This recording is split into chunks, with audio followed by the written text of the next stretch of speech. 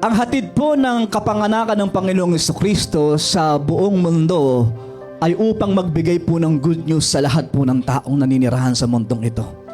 Amen? Sapagkat ang mundo po ay may bad news.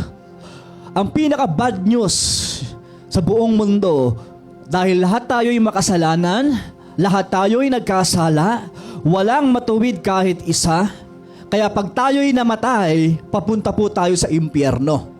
Totoo pong may impyerno, mga kapatid. Totoong may hell. Yun po yung bad news. Darating ang panahon, pag ikaw ay namatay, dahil makasalanan ka, nagkasala tayong mga tao sa pamamagitan ni Eva at Adan. Nung nagkasala sila, sumuway sila sa Diyos, sinabi ng Panginoon, mamamatay kayo pag kinain ninyo yung pinagbabawal na prutas. Kinain nila at dumating ang bad news. At ang bad news, may hangganan ng buhay natin.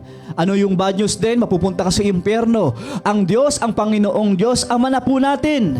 Gumawa po silang solusyon sa bad news na ito. Ano po? Isang malaking problema ang kinaharap ng langit. Ano po yun? Yung kanyang mga nilikhang mga tao papuntang impyerno. Ngayon po, gumawa siya ng malaking solusyon. Ang topic natin ngayon ay pakisabi, regalo. Ang regalo. Ano po? Gumawa po siya ng solusyon. At ang solusyong dito ay walang iba kundi ang Panginoong Jesucristo. Ipinanganak ang Panginoong Jesus bilang solusyon sa malaking problema ng buong sangkatauhan. Kaya kung ikaw ay may problema, may good news sa problema mo. Jesus is the problem solver. Siya ang tagapagbigay ng solusyon sa problema nating mga tao. Kaya kung may bad news kang laging naririnig, bad news kang natatanggap sa buhay mo, may good news dahil si Jesus Christ nagbigay ng buhay sa cross, ipinanganak sa mundong ito, namatay at muling nabuhay upang bigyan ka ng magandang buhay, plans to prosper you, not to harm you, plans to give you hope in the future, and bigyan ka ng kaligtasan sa buhay. Amen? Pagkatapos po ng good news na yon, mayroon ding joy na ipinagkakaloob ang Panginoon. Hello? Ang kagalakan, hindi yung porket wala kang pera ay hindi ka na magiging masaya. Ibig sabihin po dito, kahit minsan may mga problema, may mga pagsubok sa buhay, may kawalan tayo sa buhay, mayroon pa ring hatid na kagalakan kapag ikaw ay na kay Kristo. Ibig sabihin, hindi ka magpapadaig sa mga problema. Dahil may joy na ipinagkakaloob si Lord sa lahat ng sumasampalataya sa Kanya. Amen po ba? That will be for all the people. Lahat daw po ng tao.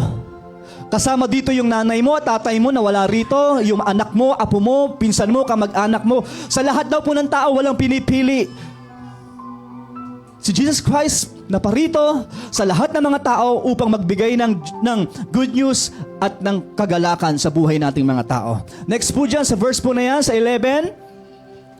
Today in the town of David, a Savior has been born to you. Savior! Pakisabi nga po, Savior. Kung bakit may Christmas? Sapagkat mayroong pong pinanganak na Savior. Kung bakit tinawag na Savior, ibig sabihin tagapagligtas. Saan ka ililigtas? Sa kapahamakan. Especially sa apoy ng impyerno. Sa walang hanggang kamatayan. Ano po?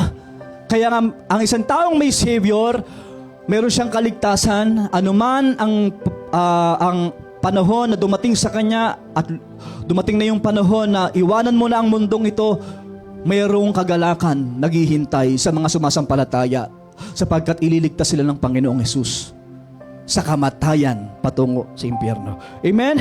Kaya lahat po ba tayo may Savior na? At sinabi ng Biblia, magalak kayo hindi dahil nakapagpalayas kayo ng demonyo, nakapagpapagaling ng may sakit, magalak kayo sapagkat ang pangalan ninyo nakasulat sa aklat ng buhay. Hallelujah! Amen! At ito yung kagalakan natin ngayong gabi. Si Jesus pinanganak sa mundong ito at nagbigay siya ng dakilang regalo. Ano po bang regalo? Hindi po ba, wala ka namang effort dyan. Mayroon lang nagbigay ng regalo, tatanggapin mo lang yung regalo. And the grace of God, sabi ng Panginoon, through His grace, tayo ay pinagkalooban po ng regalo ng kaligtasan. Siya na mismo ang nag-effort. Parang ganito po. Hindi ba yung mga nagre-regalo, sila po yung nag-e-effort pumunta ng SM, pumunta sa Shopee, sa Lazada, maghahanap sila ng pwedeng iregalo sa iyo. Ano po? Nag-e-effort po sila para lang magbigyan ka ng regalo. Ang Panginoong Jesucristo, ang effort po niya ay hindi lang basta-basta po effort. Binigay niya ang kanyang buhay sa krus ng Kalbaryo. May sakripisyo siyang ginawa para lang bigyan ka ng dakilang regalo, higit pa sa pera, higit pa sa mga bagay na material, higit pa sa pwede mong tanggapin sa mundong ito ng mga bagay. Walang iba kundi ang eternal life. Pakisabi nga po, eternal life. Wala na pong pwede pong tumumbas sa kaligtasan. Anong mapapala ng isang tao, makamtan man niyang buong daigdig kung ang kapalitan man ito ang kanyang buhay? Di po ba? Ibig sabihin, tinutukoy ng Panginoon doon, higit na mahalaga ang kaligtasan ng isang kaluluwa. Ibig sabihin, yun po yung regalo na pwede nating tanggapin kapag tayo sumampalataya kay Jesus. Kaya lahat ng mga tao nagdiriwang ng Pasko, kinakailangan malaman nilang dahilan at essence ng Christmas. Mayroong Savior na ipinanganak at nagbibigay siya ng regalo sa lahat ng mga sasampalataya sa Kanya. Romans 6 verse 23, ano yun?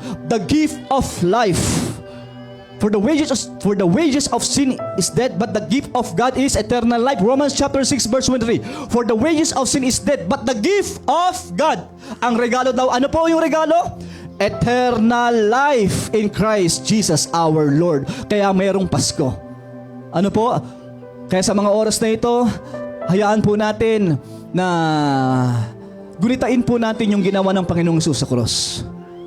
Okay? Ngayon, tignan niyo po. Wala kang ka-effort, tinanggap mo lang, sumampalataya ka, wala kang ka-effort, siya na yung nagbigay ng buhay sa cross ng Kalbaryo, siya na yung nagsakripisyo, parang bigyan ka ng isang regalo. Ngayon, nasa sa tao yan, kung tatanggapin niya yung gift or hindi. Amen? Choosy ka pa ba? Eternal life yan, kapatid. Yung mga nasa Facebook dyan, nanonood, choosy ka pa? Eternal life to, kapatid. Hello? Tignan nyo, hindi po ba pag kayo po ay binibigyan ng regalo, minsan kinukuhanan nyo po yan pinipicturean tapos titignan yung price sa Shopee or sa Lazada, magkano kaya pili sa akin ito? Tinitignan mo yung price ano? Curious ka kung magkano kaya ito. Tinitignan mo kung mahal ba ito o mura lang Alam nyo po, pag tinignan mo yung halaga ng buhay mo, titignan mo kung magkano yung price ng gift of life. Naku po, wala po yang pwedeng ipantay na bilyong piso, trilyong piso sa gift ng Panginoong Hesus na eternal life. Amen? Ibig sabihin, sobrang mahal. Walang price. Hindi kayang bayaran ng tao ang napakalaking presyo o cost na masyadong expensive ang eternal life. Si Jesus Christ mismo ang nagbigay niyan. Amen? Kaya hayaan mo, sabi ng Bible, magdiwang ka, magalak ka dahil nakasulat ang pangalan mo sa aklat ng buhay. Ito yung celebrate po natin, Thanksgiving Day. Para salamat Panginoon, pinanganak ka para kami bigyan ng isang mabuting kalagayan sa buhay. Good news, amen? Binigyan mo kami ng kagalakan na dati wala kaming pag-asa, puno kami ng kalungkutan. Salamat Panginoon, patungo kaming impyerno dapat. Pero dahil sa iyo, pinatawad mo kami sa aming mga kasalanan, nagkaroon kami ng Savior. Salamat Panginoong Hesus. At tayo po yung manalangin sa oras na ito.